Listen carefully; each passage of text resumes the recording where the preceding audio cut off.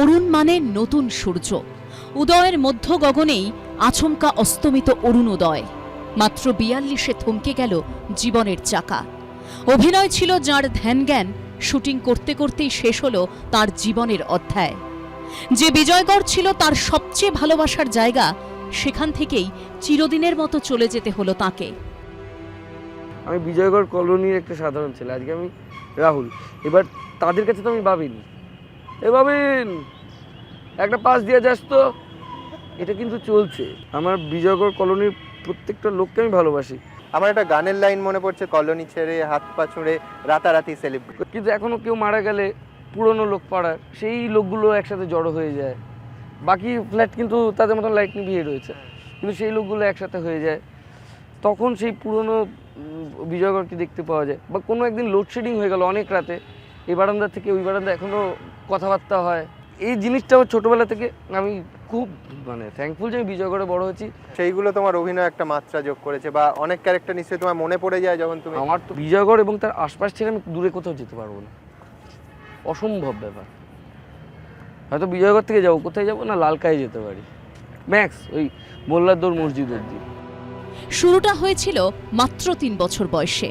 বাবা বিশ্বনাথ বন্দ্যোপাধ্যায়ের নাটকের দল বিজয়গড় আত্মপ্রকাশের রাজদর্শন নাটকে মঞ্চ মাতিয়েছিলেন। তোমার বাবা বিজন ভট্টাচার্যের সঙ্গে মঞ্চে অভিনয় করতেন, নবারুণ ভট্টাচার্যের কোলে পিঠে তুমি মানুষ। নাটকের মঞ্চের অভিজ্ঞতা ফিল্মে কতটা কাজে লাগে?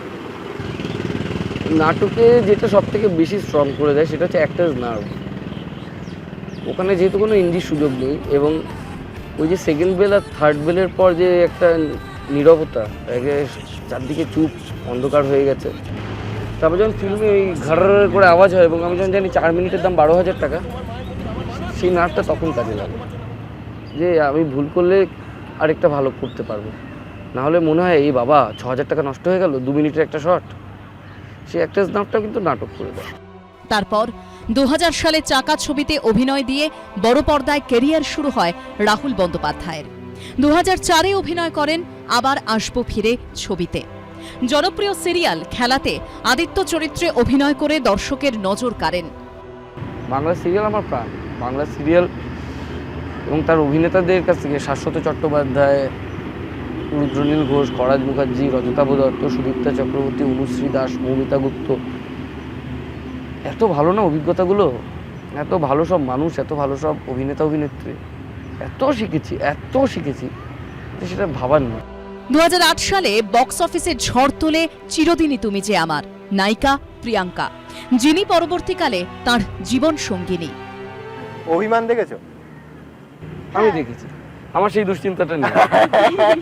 নিজের ট্যালেন্ট সম্বন্ধে নিঃসন্দেহ। হ্যাঁ, না তোমার ট্যালেন্ট ঠিক আছে, ওর ট্যালেন্ট আরো বেশিভাবে রেকগনাইজড হলো। সেখানে কোনো ঈর্ষা? তাহলে আমি লেখালেখি শুরু করব, আমার অনেক রকম কিছু করতে পারবো আমি, কোনো চিন্তা নেই। এরপর থেকে আর পিছন ফিরে তাকাতে হয়নি রাহুলকে। ১৯৮৩ সালের ১৬ই অক্টোবর জন্ম রাহুল অরুণোদয় বন্দ্যোপাধ্যায়ের। নাকতলা হাই স্কুলে পড়াশোনা, আশুতোষ কলেজ থেকে স্নাতক।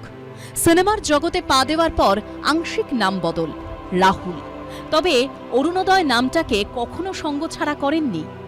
এই যে অরুণোদয় থেকে রাহুল, এটা খুব দরকার ছিল, মানে অরুণ কুমার থেকে উত্তম কুমার হয়েছিল তো। এইটা আমার মাথায় ছিল, হ্যাঁ।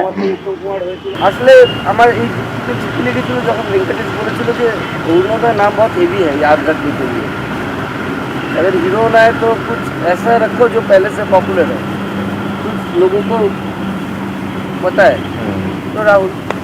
রাহুল শুধু অভিনেতা নন, লেখকও। কলোনি কল্লোলিনী, জলের বায়োস্কোপ, কলকাতা ক্যাকোফোনি, লেখাপত্তর, সহজ কথায় তার কলম পাঠকদের মন ছুঁয়েছে।